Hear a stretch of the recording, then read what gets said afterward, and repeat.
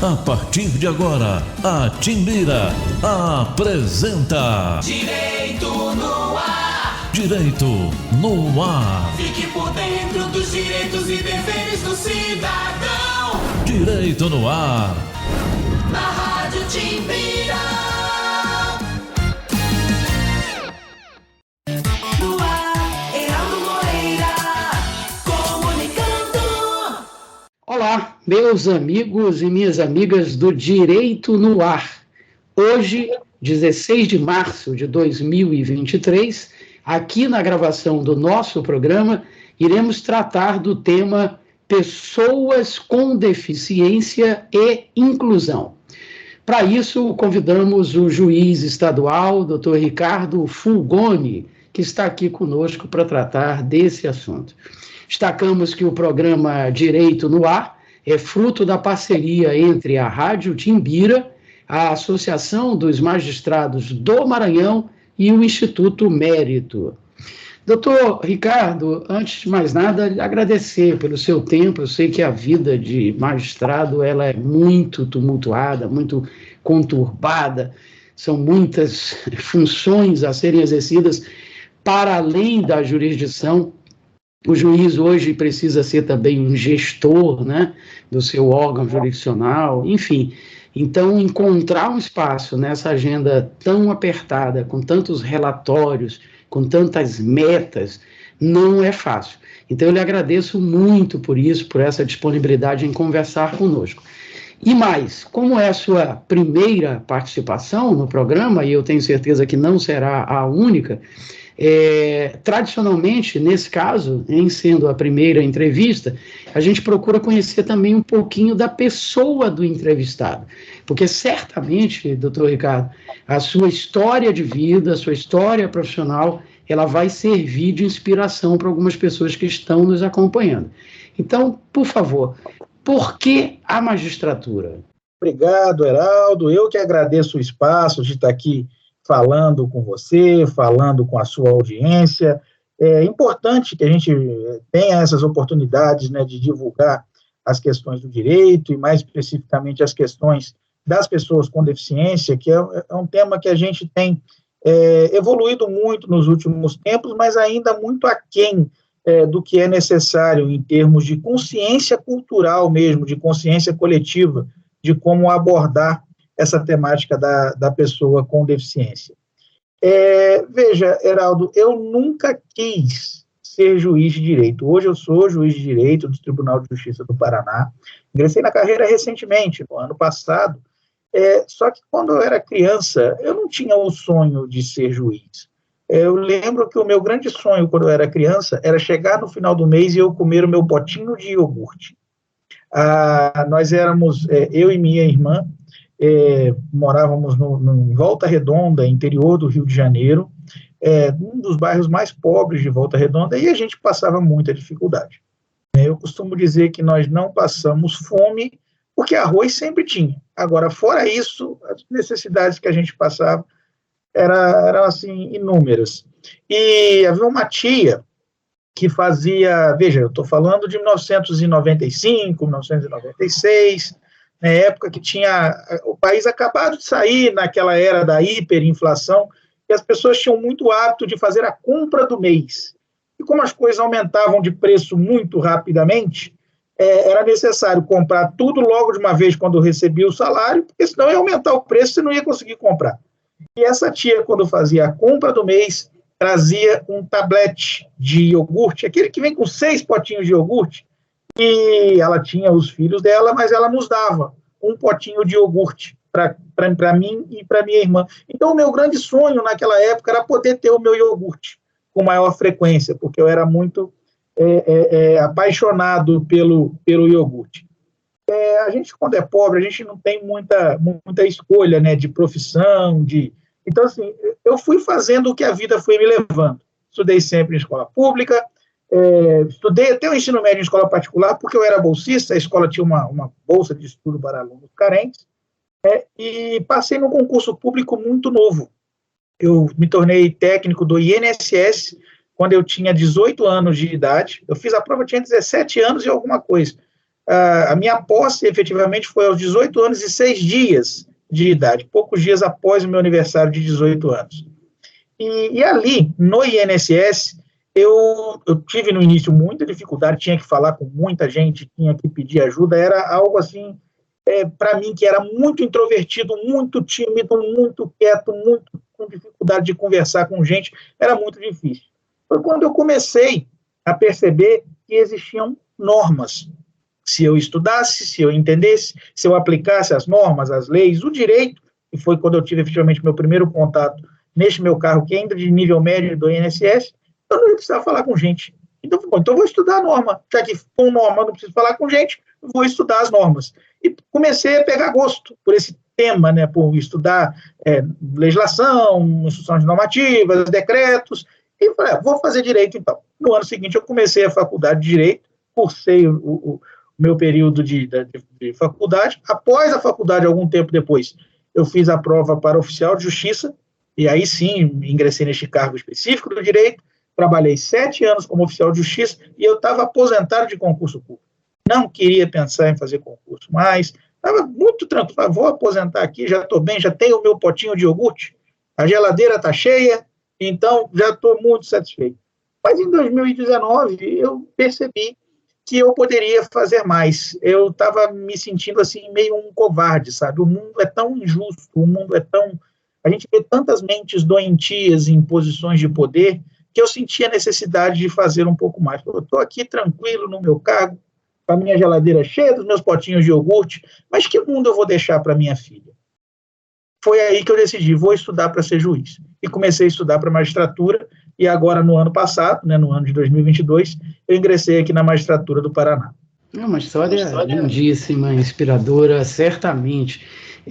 Doutor Ricardo, teria uma receita do bolo para passar nesses 3 concursos? São 3 concursos completamente diferentes, um de nível médio, 2 de nível superior, um para oficial de justiça, outro para juiz, mas a receita é sempre a mesma ou ela tem que ser adaptada?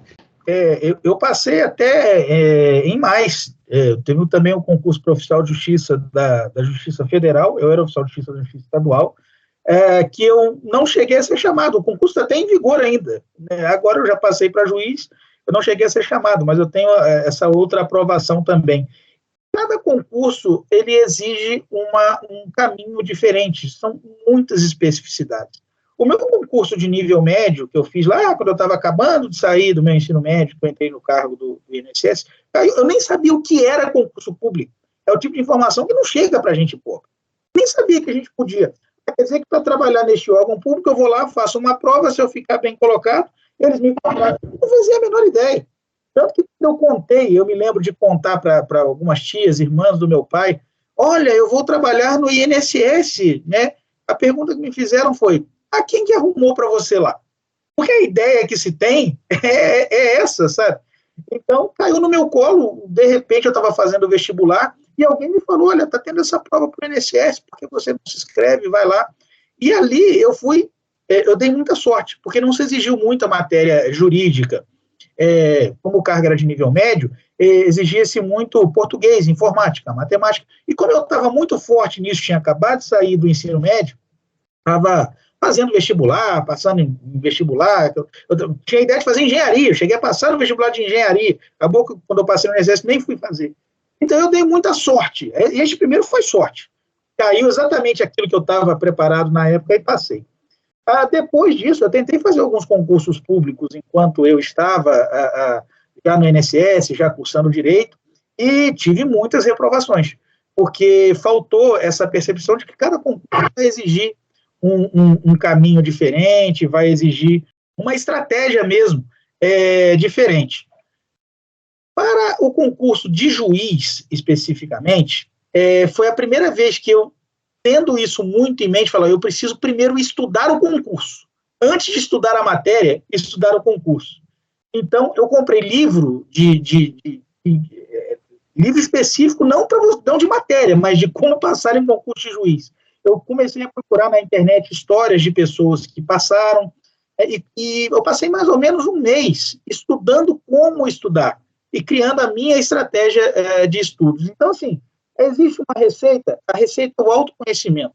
É você entender o que funciona melhor para você e adaptar o seu método de estudo, não copiar o dos outros, mas adaptar a você. Eu, por exemplo, sou muito tranquilo de me focar num tema e ir embora naquele tema. Tem gente que não, tem gente que precisa, dentro do dia, trocar de assunto, porque não consegue ficar muito tempo estudando o mesmo tema. Então, não existe uma receita que vai funcionar para todo mundo. A principal receita, a principal dica é o autoconhecimento.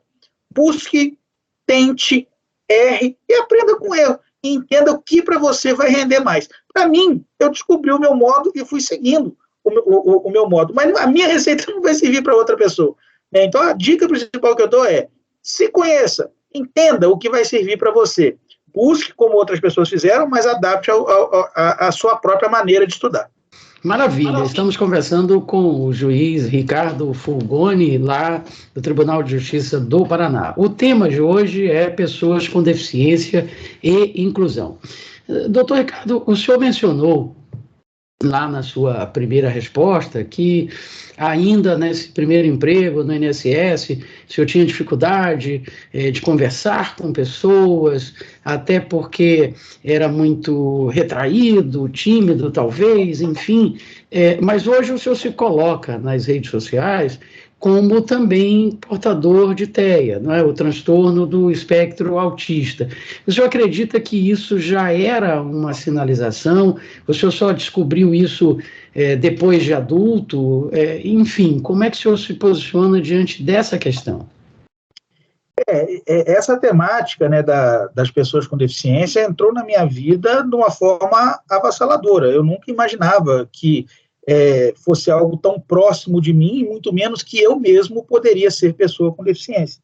Eu fui uma criança muito diferente. Eu fui uma criança muito retraída, não gostava de me enturmar com as outras crianças, não gostava de brincar com as outras crianças. Eu sempre fui muito fissurado com bola.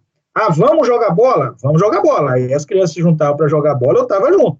Agora, vamos brincar de outra coisa, eu ia para casa, ia assistir minha televisão, ia ler os meus livros da escola, porque eu sempre gostei. Então, eu era estranho, a ponto de, num dado momento da minha infância, a minha avó me levou no médico e falou: doutor, esse menino tem algum problema. Ele não sai de casa. Como pode ser uma criança que não sai de casa, que fica só no canto dele? O médico não deu muita bola para isso. Ele falou: não, melhor assim mesmo, a rua é muito perigosa. Deixa ele em casa mesmo, é melhor. E assim fui. Eu cresci uma criança que não gostava de conversar com outras crianças. Em casa, quando eu conversava algo assim um pouco mais elaborado, era conversa de adulto, era com adultos, eu tinha amigos adultos, não as crianças. E quando eu fui avançando na escola e adentrando na adolescência, isso me causou problemas, porque como eu não me enturmava, eu era uma vítima perfeita para o bullying. E eu sofri muito bullying na escola, né? E assim, eram muitas coisas estranhas que eu tinha. Era uma seletividade alimentar absurda, a ponto de, se eu comesse, por exemplo, qualquer coisa que tivesse um pedacinho pequenininho de azeitona, meu dia acabava. Eu não conseguia comer mais nada aquele dia. Isso é só um exemplo. Uma enorme dificuldade com roupas. As minhas roupas tinham que ser largas, não poderiam ser apertadas, não podia ter nada me pegando, uma etiqueta assim. Eu não gostava de trocar a roupa. Eu usava até aquilo rasgar assim, ainda levava lá para minha bisavó, né? Eu tive a minha bisavó até uma certa idade, ela morreu, eu tinha 24 anos de idade já, então quando a roupa descosturava e eu gostava muito dela, eu falava: vó, dá um jeito aí. Ela botava um remendo e eu ficava com aquela roupa mesmo. Eu não tinha muita condição de comprar muita roupa, mas mesmo as roupas que podia comprar, eu não gostava de trocar. Eu falava: deixa eu ficar com essa que eu já gosto. Uma dificuldade enorme, com sons muito altos, com luz piscando, luz muito... vamos numa festa. Nossa, eu ia na festa de aniversário porque eu gostava da comida. Mas a bagunça lá das crianças, em aniversário de criança, eu ficava no meu cantinho, comendo meu salgadinho, e só. E aí falavam: o Ricardo é enjoado, o Ricardo é chato, o Ricardo não come qualquer coisa, não veste qualquer coisa. E eu cresci achando que eu era só isso, chato e enjoado. Então tá, chato e enjoado. Até que com a pandemia, eu já estava num ritmo muito forte, né, de estudo para a magistratura. Eu já vinha assim com provas, já vinha passado nas primeiras fases, né, já tinha prova agendada. Quando de repente vem a pandemia, tira o planejamento das provas, tira qualquer perspectiva que eu tinha, e aquilo foi um problema para mim. Eu sempre tive problemas com quebras de rotina, eu sempre fui muito apegado a rotinas, né? Eu precisava ter todo o meu ritual de levantar, de ir para a escola, do que fazer na escola, de voltar para casa, de como fazer, era tudo muito, muito programadinho. Se algo saísse da programação, eu ficava bem agitado, isso desde sempre, mas eu colocava isso na conta da chatice e do enjoamento, que diziam que eu era chato e enjoado, né? Com essa quebra de rotina que foi a pandemia, que me tirou completamente do prumo de tudo aquilo que eu estava planejando de fazer, eu comecei a ter umas crises meio estranhas, de ficar o dia inteiro de cama, de não querer fazer nada, de não ter vontade de fazer nada, e falei, bom, preciso de ajuda, né? Isso aqui pode ser depressão, e comecei a procurar médicos, psiquiatra, psicólogo, né? No início tentaram tratar de depressão, mas não dava jeito, até que nesse meio tempo surgiu a hipótese do diagnóstico de autismo. Para mim foi um choque, porque eu tinha a ideia leiga de que uma pessoa autista seria uma pessoa incapaz. Como assim? Eu trabalho, eu estudei, eu trabalho, eu faço prova, eu passo. Como assim eu sou autista? Aí eu fui me aprofundar no assunto e vi que não significa necessariamente incapacidade, né? Há uma série de características que definem o autismo, e que tem muitos autistas que conseguem se desenvolver, que trabalham, que, enfim, têm uma vida produtiva. E quando eu fui estudar essas características, eu vi ali um retrato da minha vida. Tudo aquilo que era enjoamento, era chatice. Não, são características do autismo. O apego à rotina, o apego à programação, a dificuldade com roupas, a dificuldade com comida, né, a dificuldade com gente, né, essa dificuldade dessas relações interpessoais, tudo isso é característica do autismo. Aí eu me aprofundei mesmo na análise, né, passei por uma série de médicos que efetivamente fecharam o diagnóstico, né, o tal do enjoamento tinha um CID, eu sou autista, eu sou pessoa com deficiência, porque isso é congênito, você nasce assim, você vive assim a vida toda. Eu só não sabia, não fazia a menor ideia de que eu era. Então, a partir daí, eu comecei a me aprofundar nessa busca, né, nesse estudo um pouco mais aprofundado sobre essa questão das pessoas com deficiência, porque, cara, passou a ser a minha realidade. Eu não fazia ideia que eu estava com essa realidade, mas, enfim, é isso. Eu sou autista, sou pessoa com deficiência, e aí passei a estudar, passei a me dedicar mais a esse tema.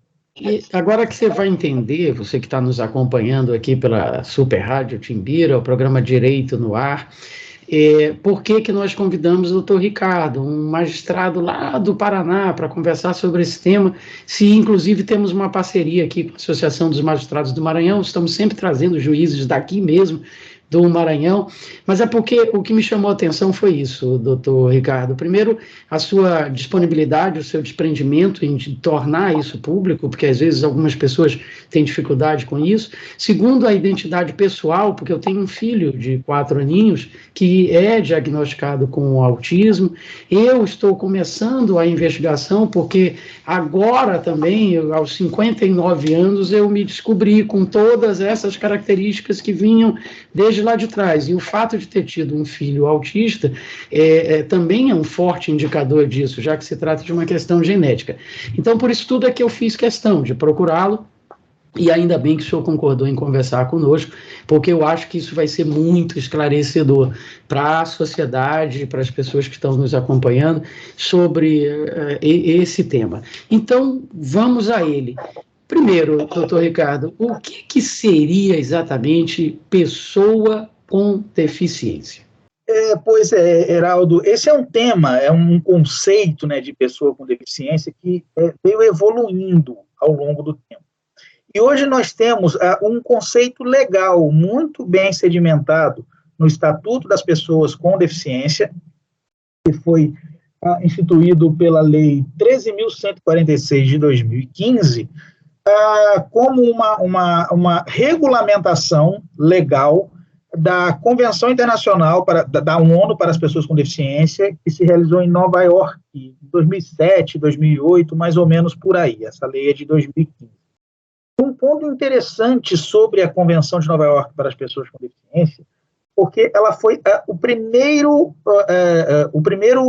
ato internacional, a primeira convenção internacional que foi internalizada no ordenamento jurídico brasileiro pelo procedimento previsto na Constituição para que esses atos internacionais, essas convenções internacionais que versem sobre o tema de direitos humanos fossem internalizados com força de emenda constitucional.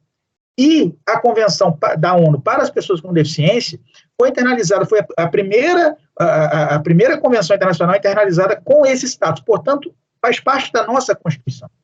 As disposições da Convenção hoje são parte integrante da nossa Constituição, inclusive a ponto de servir como o bloco de constitucionalidade para se apreciar as demais normas. Se tiver qualquer norma infraconstitucional que está em desacordo com as disposições da Convenção Internacional da ONU para as Pessoas com Deficiência, essa norma ela tem que ser reputada ou inconstitucional ou não recepcionada pela Convenção, se ela for anterior. Mas, enfim, são temas muito técnicos, né, e talvez não seja muito para o público aqui que nos ouve. Vamos direto, então, ao conceito da pessoa com deficiência, que está fortemente inspirado na Convenção e está inscrito no Estatuto da Pessoa com Deficiência. Diz assim o artigo 2º do Estatuto: considera-se pessoa com deficiência aquela que tem impedimento de longo prazo de natureza física, mental, intelectual, sensorial, o qual, em interação com uma ou mais barreiras, pode obstruir sua participação plena e efetiva na sociedade em igualdade de condições com as demais pessoas. Perceba, Heraldo, que as barreiras sociais, elas informam e elas constituem o conceito de pessoa com deficiência. A deficiência, portanto, não está na pessoa. A deficiência está na dificuldade de interação da pessoa com a sociedade. A pessoa é a pessoa com deficiência, mas ela só é pessoa com deficiência porque as barreiras sociais impedem que ela participe com a efetividade da vida em sociedade. Por isso eu costumo dizer que a deficiência não é uma condição pessoal. A deficiência é uma estrutura social. A deficiência decorre das dificuldades que a sociedade coloca para que essas pessoas que têm esses impedimentos, que são considerados deficiência, interajam com as demais pessoas. Eu costumo dar um exemplo muito prático que ajuda com que as pessoas entendam. Um caso hipotético de uma pessoa que nasce sem um dos pés. A pessoa nasceu sem um dos pés, ou então, muito novinho, sofreu um acidente e teve um dos pés amputado. Esta pessoa, eventualmente, pode colocar uma prótese, eventualmente pode fazer uma fisioterapia, e, eventualmente, você pode lidar com essa pessoa diariamente e sequer desconfiar que ela tem alguma deficiência. Eventualmente, essa pessoa pode andar, correr, até jogar futebol, e você não desconfia que essa pessoa tem uma deficiência. Mas essa pessoa está permanentemente fazendo um esforço extra. Ela pode, eventualmente, participar da vida em sociedade, mas ela precisa fazer um esforço extra. É o esforço extra que compensa essa falta de um membro. Portanto, a deficiência, ela traz para a pessoa essa necessidade de permanente esforço extra, por conta das barreiras sociais. O exemplo que eu dei de uma deficiência física, as barreiras são as barreiras arquitetônicas, são as barreiras urbanísticas, a falta de acessibilidade, degraus, e etc. Tudo isso que a gente sabe que é uma dificuldade muito visível para as pessoas com deficiência física. Só que as deficiências não se limitam à deficiência física. Agora eu vou tomar o meu exemplo, o exemplo do autismo. Ele é chato, ele é enjoado, não vamos chamar ele não, porque ele não consegue se enturmar. Na minha formatura, né, quando eu me formei na faculdade, né, eu me casei durante a faculdade, e a minha esposa era colega de turma da faculdade. Durante a formatura, um dos colegas virou para ela e falou: nossa, eu gosto muito de você, mas aquele seu marido é muito chato. E, efetivamente, as minhas características que faziam com que eu tivesse comportamentos diferentes, faziam com que a atitude das pessoas, em geral, me trouxesse um certo grau de exclusão, que eu nunca reparei que isso pudesse ser decorrente de alguma deficiência que eu tivesse. Mas perceba que essas barreiras nas atitudes das pessoas, que a lei chama propriamente de barreiras atitudinais, elas fazem com que essas pessoas que não têm uma deficiência física, uma deficiência aparente, aquelas deficiências de ordem invisível, elas tenham sim dificuldades em sociedade. E é essa permanente necessidade de esforço extra que define a deficiência dessas pessoas. Muita gente fala, será que o autismo tem cura? Será que é possível você sair do espectro autista? Bom, eu não falo aqui como médico, né? Eu não tenho nenhuma graduação em ciências médicas, mas o que eu compreendo é que as pessoas que eventualmente estão no espectro autista e convivem plenamente em sociedade, muitas vezes elas vão passar despercebidas, mas elas permanentemente estão fazendo um esforço extra para estarem em sociedade. Então, é essa necessidade de permanente esforço extra que define a deficiência da pessoa. Em interação com essas barreiras sociais, sejam arquitetônicas, sejam atitudinais, essas pessoas vão sempre necessitar de um esforço extra. E isso é que as define como pessoas com deficiência. Maravilha, estamos conversando com o Dr. Ricardo Fulgoni, que é juiz estadual no Paraná e está tratando do tema pessoas com deficiência e inclusão. Uma forma, doutor Ricardo, que o direito encontrou, né, sempre buscando o equilíbrio, sempre buscando a equidade, sempre procurando compensar de alguma forma essas dificuldades que as pessoas têm, foi a criação das chamadas políticas de cotas, né, em escolas públicas, em concursos públicos. Como é que o senhor analisa essa questão? Veja, primeiro eu vou contar o meu caso especificamente. Eu, quando comecei a fazer todos esses concursos públicos que eu vinha passando até me descobrir pessoa com deficiência, eu concorri para as vagas de ampla concorrência, porque eu não fazia a menor ideia que eu poderia ter direito a alguma vaga especial. Eu não sabia que eu era pessoa com deficiência. E, inclusive, para a magistratura, perceba que eu contei que o meu diagnóstico veio no decorrer do meu estudo para a magistratura. Então, os primeiros concursos que eu fui passando foi pelas vagas de ampla concorrência, né? Eu cheguei na prova oral, que é a última fase do concurso, para a magistratura de Rondônia, concorrendo na ampla concorrência. Eu não tinha a menor ideia de que eu poderia ser pessoa com deficiência. Quando veio o diagnóstico do autismo, quando veio essa informação de que eu era, sim, pessoa com deficiência, o primeiro ponto foi uma questão existencial. Eu devo me inscrever para concorrer às vagas especiais de pessoa com deficiência? Até hoje eu consegui passar, eu venho me inscrevendo, eu venho passando.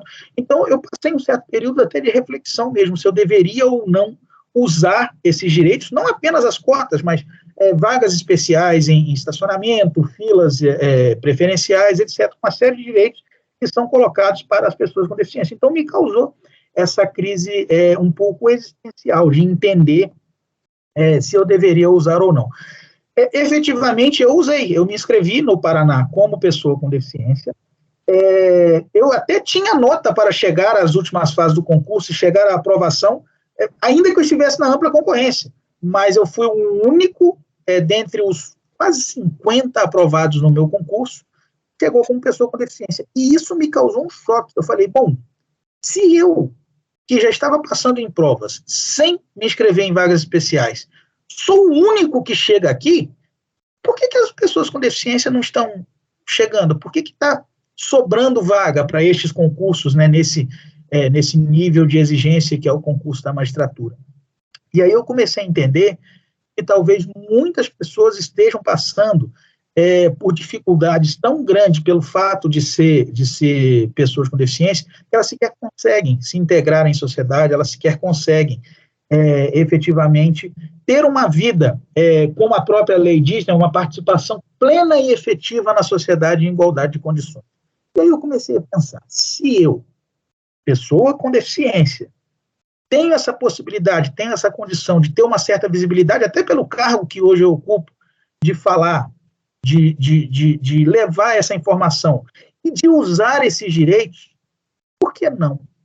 Porque a partir do momento que eu abro a mão disso, que eu abro mão de falar, que eu abro mão de estar aqui falando com você, eu sou pessoa com deficiência, eu sou autista, nós temos milhares de autistas ou de pessoas com outras deficiências que não têm essa condição de falar, que não estão aqui podendo falar. Eu vou te dar um exemplo, eu já volto para o assunto das cotas, das filas preferenciais. Quando eu estava fazendo prova, eu usava muito o aeroporto, né? Viajar para fazer prova, e eu passei a utilizar as filas preferenciais. Por que eu passei a utilizar? Eu até então não utilizava, eu embarcava do mesmo jeito. Primeiro, porque para mim aquele momento de estar esperando me causava sim um sofrimento. Só que eu colocava na conta, é chatice, é enjoamento. O Ricardo é chato e enjoado, né? Então, efetivamente, para mim faz uma certa diferença. Só que faz muito mais diferença para as outras pessoas que não estão tendo acesso aos seus direitos, as outras pessoas com deficiência que não estão tendo acesso aos seus direitos por falta de informação. Aconteceu uma vez de eu estar no aeroporto do Rio de Janeiro, uma senhorinha veio com o dedo em riste em minha direção e disse: você tem que sair da fila, você não tem direito nessa fila. Uma outra pessoa com autismo naquela condição, que também como eu, tem essa deficiência invisível, né, ela poderia entrar numa crise terrível naquele momento. Era um momento muito difícil, muito tenso ali. E eu usei aquele momento para promover um momento de educação. Eu conversei com aquela senhora, eu expliquei para ela o que é a definição de pessoa com deficiência, por que algumas deficiências são invisíveis. Conversei também com os funcionários da companhia aérea. E ali eu promovi um espaço que outra pessoa não vai precisar mais ali passar por essa situação que eu passei. Então, eu acho muito importante que a gente use esses direitos, sim. As vagas especiais, as cotas em concursos, porque como nós, pessoas com deficiência, temos a necessidade permanente de esforço extra que outras pessoas não têm, estes mecanismos, essas ações afirmativas servem justamente para colocar-nos em igualdade de condições. Com essas ações afirmativas, nós podemos, em igualdade de condições, participar plenamente da vida e sociedade, como é o que quer o Estatuto da Pessoa com Deficiência, como é o que quer a Convenção de Nova York, que é Constituição, que faz parte da nossa Constituição. Perfeito, excelente. Não só a resposta, como os exemplos e a questão de marcar território, lugar de fala, dar visibilidade. E eu gostei muito, aliás, doutor Ricardo, dessa expressão que o senhor usa, de deficiência invisível, porque lá atrás, no passado, sempre que a gente ouvia falar em pessoas com deficiência, a gente imaginava imediatamente o aleijume, não é? Aquela pessoa que tem a dificuldade de andar, vive numa cadeira de rodas, ou é o cego com a bengalinha e tal. E há, de fato, isso que o senhor chama de deficiência invisível, e que acaba provocando situações constrangedoras como essa que o senhor teve que enfrentar aí no aeroporto do Rio de Janeiro. Então, de fato, é importante falar sobre isso, especialmente para destacar a deficiência invisível, porque a visível ninguém tem dúvidas, né? Perceba que o conceito de deficiência, como eu disse, não é uma condição pessoal, é uma estrutura social, pois ele nasce do impedimento da pessoa em interação com a barreira social. Veja, nós temos impedimentos invisíveis. Nós temos pessoas que você olha para a pessoa e não vê nenhum impedimento. É o meu caso. Aquele caso do deficiente físico que eu citei, aquele caso hipotético da pessoa que nasceu sem um pé, que eventualmente coloca uma prótese e está circulando no meio de um monte de gente, a deficiência dele também está invisível naquele momento, né? Então, nós podemos ter os impedimentos invisíveis, mas nós podemos ter também as barreiras invisíveis. As barreiras arquitetônicas que impedem uma pessoa com deficiência de acessar um prédio público, uma escada ou um ônibus que não tem um elevador ou algo assim, são muito visíveis, são muito claras de vermos. Agora, e as barreiras atitudinais?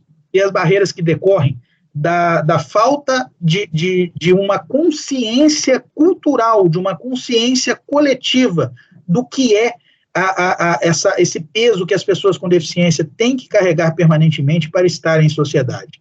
A lei trata isso, a lei expressamente usa esse termo, as barreiras atitudinais. Me permita ler aqui a definição da lei do Estatuto da Pessoa com Deficiência. O que são as barreiras atitudinais? São atitudes ou comportamentos que impeçam ou prejudiquem a participação social da pessoa com deficiência em igualdade de condições e oportunidades com as demais pessoas. Atitudes ou comportamentos. Uma frase que eu costumo dizer sempre, um questionamento que eu faço sempre: a sociedade está incluindo a pessoa com deficiência ou está apenas tolerando? Porque muitas vezes a gente vê travestido de inclusão ações que são de mera Primeiro, a tolerância.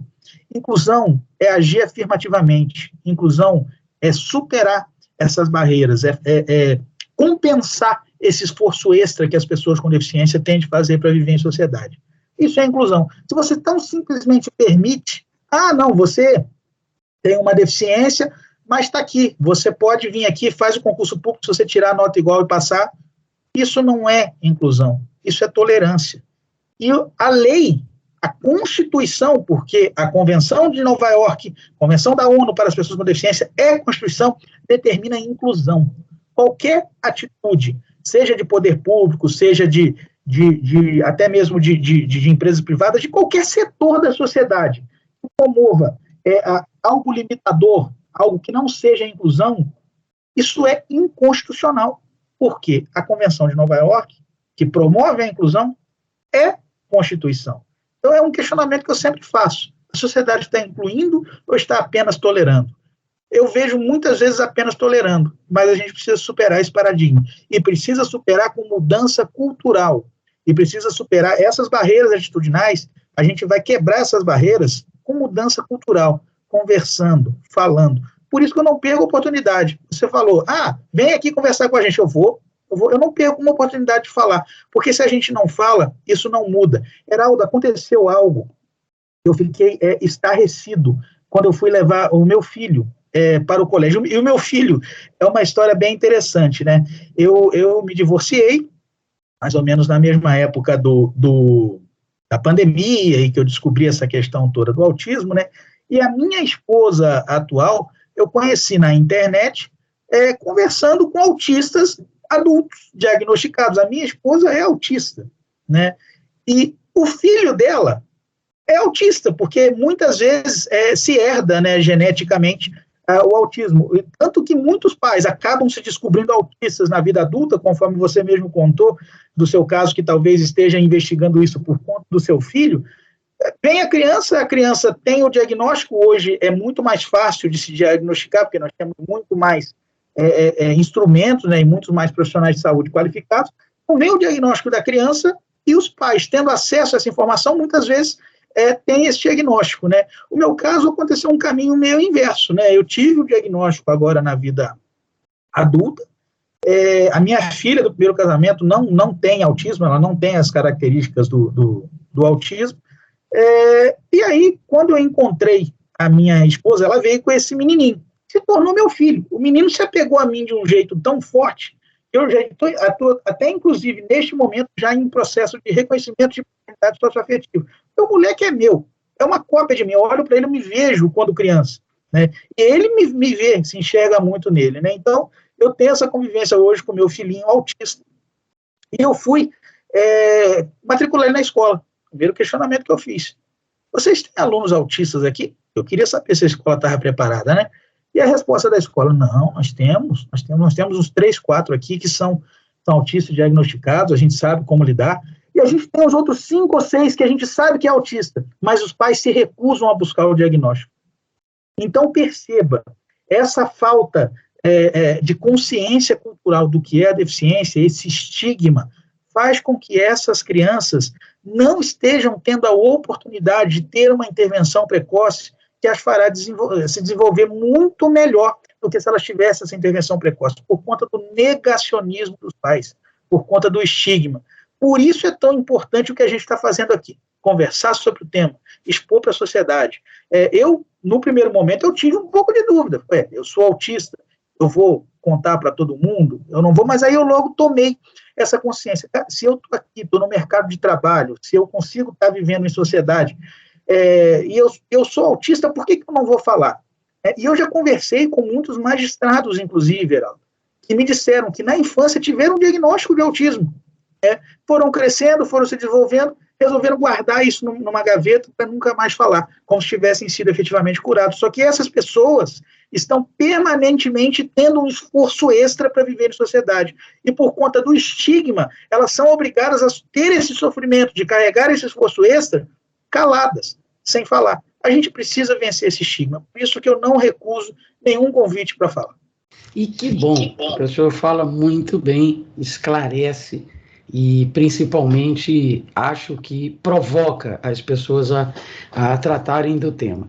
Doutor Ricardo, de forma assim bem genérica, o senhor já citou alguns dos direitos dos autistas, a gente já falou sobre as cotas, a gente já falou sobre vagas em estacionamento, filas, mas o que mais que o senhor poderia assim, destacar? Porque essas pessoas que estão se descobrindo agora com algum tipo de deficiência, de repente elas desconhecem que elas têm esses direitos. Nós precisamos, especificamente sobre o autismo, nós precisamos ter uma lei se eu não me engano, 2012, a Lei Berenice Piana, para dizer que o autismo era deficiência. Nós precisamos, foi necessário, dado essa questão cultural muito forte, que está presente também nos profissionais de saúde, muitos profissionais de saúde que não se atualizaram, que não compreenderam os novos paradigmas que levaram a medicina a tratar o autismo como hoje é tratado, com outro olhar, com um olhar não incapacitante, com um olhar de que a pessoa tem as suas capacidades e tem as suas possibilidades de desenvolvimento, com o olhar do espectro, de entender que os autistas são diferentes, não existem dois autistas iguais. Muitas vezes falam para mim, você é diferente, você é autista, mas o seu caso é diferente. Eu falo, não, todo caso é diferente, não existe, não é que eu sou exceção, todo autista é exceção, não tem dois autistas iguais, né? Eu costumo dizer que nós temos muitas características que nos unem, nós, todos os autistas, nós temos muitas características em comum, mas temos muito mais características que nos tornam únicos. Então, cada pessoa é diferente, mas essas características que nos são comuns e que nos são e que nos trazem esse permanente esforço extra para viver em sociedade, nos definem como pessoa com deficiência. Foi necessária uma lei, justamente para superar essa questão, essa resistência até mesmo de profissionais de saúde, que não tinham a devida habilitação e que muitas vezes tratavam os casos de autismo com preconceito. Então, uma vez superado isso, os autistas são pessoas com deficiência, então, como todas as pessoas com deficiência, têm vários direitos assegurados em lei, e são direitos para compensar esse permanente esforço extra que as pessoas com deficiência são obrigadas a carregar. Exemplos de compensação, a gente já citou aqui, cotas em concursos públicos, vagas especiais em estacionamento, filas preferenciais, e uma série outra, até mesmo benefícios fiscais, né? Existe possibilidade de isenção de IPVA, isenção de IPI, ICMS, são impostos que incidem em compras de veículos, né?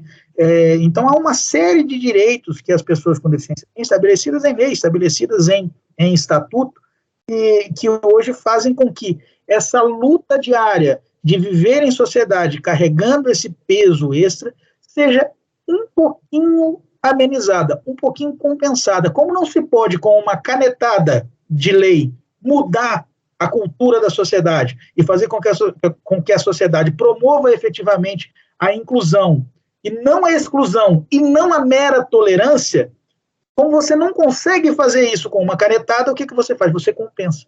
Você estabelece outros direitos que são possíveis de estabelecer pela via legislativa, para que, já que nós temos que carregar esse permanente peso extra, e efetivamente, de outro lado, algumas medidas compensatórias são adotadas para que a nossa vida seja um pouco mais leve. E o peso extra que eu digo, Heraldo, é algo muito significativo. Eu sempre tive crises, e as crises do autismo, elas podem ser de duas formas. Elas podem ser aquela crise do recolhimento, que era aquela que eu passei a ter na pandemia com muita frequência, que parecia crise depressiva, que a ciência chama de shutdown, ou ela pode ser aquela crise da explosão. Quando você vê uma criança autista em crise, que corre, que chora, que grita, ela está colocando para fora aquele descompasso sensorial que muitas vezes outros autistas, até autistas adultos, sentem da mesma forma, só que eles conseguem conter. E aí tem aquele outro tipo de crise que eu tive, que é o shutdown. Eu sempre tive esses momentos de shutdown, a vida toda, desde a infância. Eu sempre tive. É chato, enjoado, ele está lá, está aborrecido, deixa ele lá que passa. Hoje eu entendo que isso são crises. E hoje, pensando e olhando para trás, eu percebo que eu gasto 30% do meu tempo útil tendo crises e me recuperando delas. 30%. Então, veja, as pessoas têm 100% do seu tempo útil, as pessoas sem deficiência. Eu, olhando para mim, que sou um autista, que tenho uma vivência em sociedade, que tenho uma vida profissional, 30% do meu tempo é deitado, esperando eu me recuperar da crise. Porque é um descompasso sensorial, e isso que é o que tem em comum em todos os autistas. É um descompasso tão forte nos sentidos, é um excesso de sentidos ao mesmo tempo, que você ou explode e faz como as crianças que ainda não cresceram, ainda não têm muito controle, e gritam e choram, e como a gente costuma ver, até mesmo em público, crianças autistas tendo crises assim, crises de meltdown, ou você se fecha e espera passar, que é basicamente o que eu costumo fazer e fiz em toda a minha adolescência, toda a minha vida adulta, me fechar e esperar passar. Eu fiz um cálculo recentemente, cerca de 30% do meu tempo jogado fora, em crises. Então, para compensar este esforço extra que eu tenho que ter, ou que as demais pessoas com deficiência têm que ter, existem essas medidas compensatórias. Dão uma série de direitos, como isenção fiscal em alguns momentos, como eu falei, né, atendimento prioritário, fila preferencial, cotas em concurso público, né, e por aí vai, que são todos estatuídos, hoje após a Convenção de Nova York, né, estão estatuídos no Estatuto da Pessoa com Deficiência. Perfeito, estamos conversando com o Dr. Ricardo Fulgoni, magistrado no Paraná, que está falando conosco sobre o tema das pessoas com deficiência.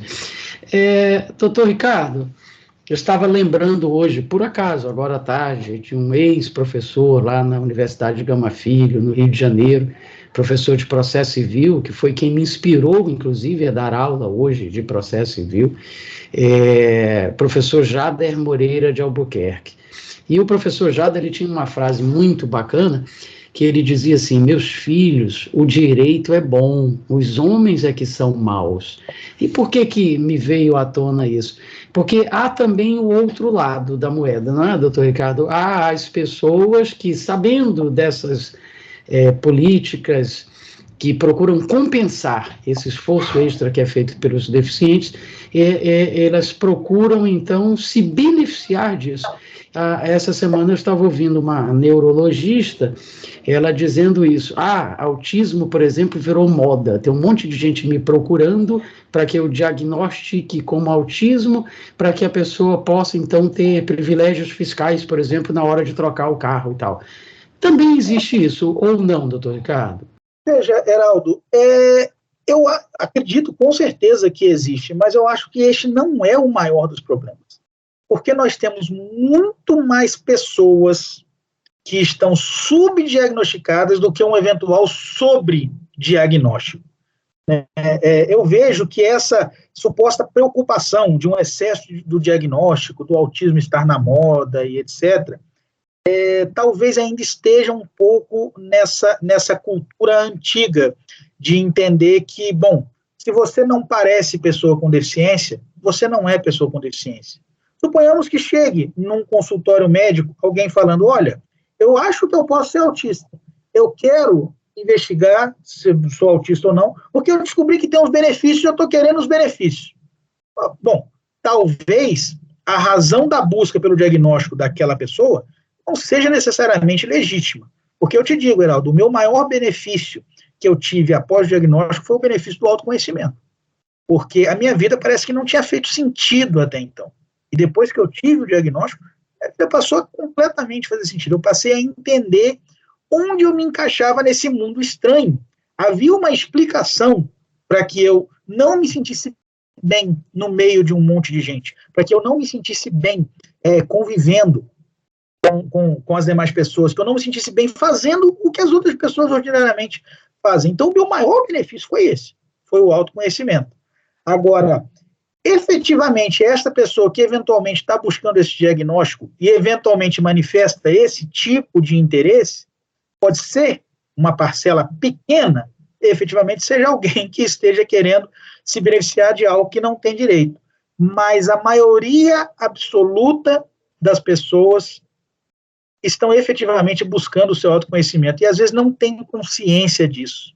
E muitas vezes o profissional, ao receber esse tipo de demanda, simplesmente descarta. Não, você não parece nada, então simplesmente descarta. impede que essa pessoa tenha acesso. Por que não investigar? Eu passei, Heraldo, pela avaliação neuropsicológica, que é uma bateria de exames extremamente extensa e aprofundada para se investigar o autismo em adultos. Eu passei por acho que foram 6, 7 encontros, assim, de 3, 4 horas com um profissional. Responde questionário, monta quebra-cabeça, faz joguinho, responde outro questionário, é muita coisa até chegar ao diagnóstico do autismo.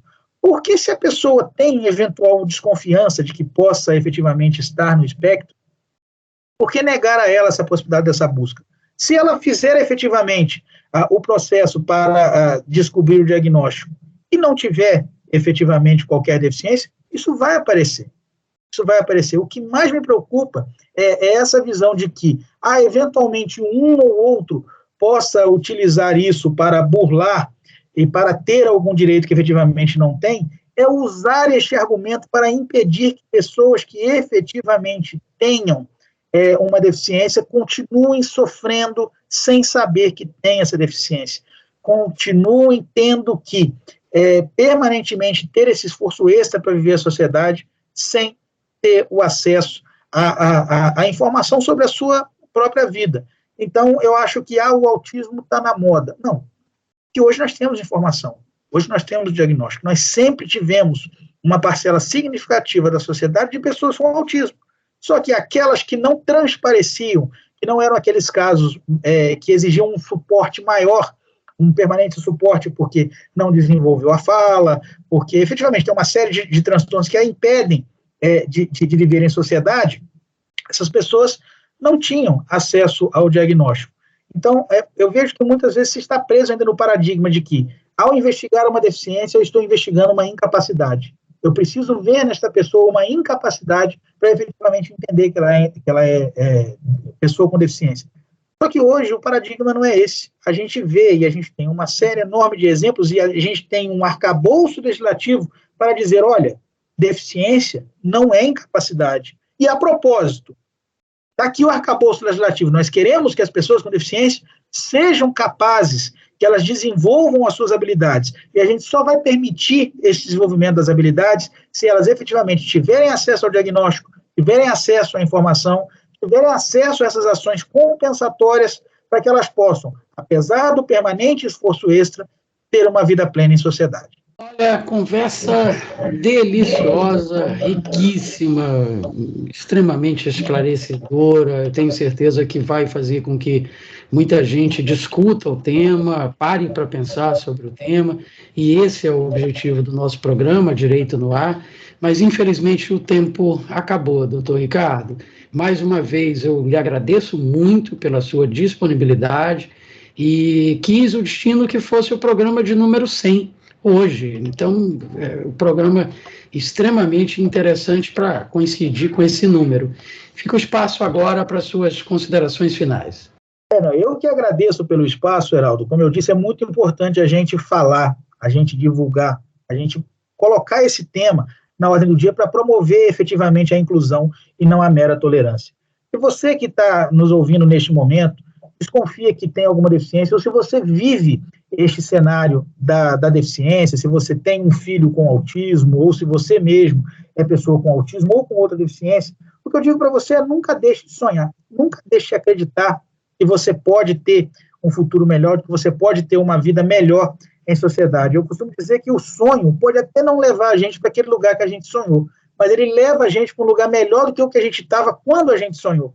Então, é essa possibilidade de sempre acreditar que é possível fazer algo mais, que é possível ter uma vida mais plena, uma vida mais completa, que faz com que a gente busque efetivamente, que a gente caminhe para essa completude. Sempre com a consciência. Deficiência não é incapacidade. Deficiência é uma estrutura social. A partir do momento que a gente luta para derrubar essas barreiras, a gente vai permitindo com que as pessoas com deficiência tenham uma vida cada vez mais plena e sejam cada vez mais capazes de viver plenamente na sociedade. Excelente, inspirador. Conversamos com o juiz estadual do Tribunal de Justiça do Paraná, Dr. Ricardo Fulgoni, sobre o tema Pessoas com Deficiência e Inclusão. Voltaremos semana que vem com o seu Direito no Ar. Até lá, um forte abraço. Você acabou de acompanhar mais uma atração da Timbira AM. Direito no ar. A primeira do Maranhão.